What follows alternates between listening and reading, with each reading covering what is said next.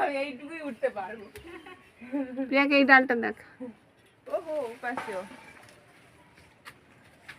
এটা। হ্যাঁ তুমি কেমন আছো বলো? ওরে বাবা, কাল একদিন আসবে সবকিছু নিয়ে। এদিকে এদিকে ডাসা পেয়ারা হয়নি মা, ওই দিকটা হয়েছে, দাঁড়াও পারছি। এদিকে প্লাস্টিকটা দেখি, তুমি তো আর গাছে উঠতে পারবে না।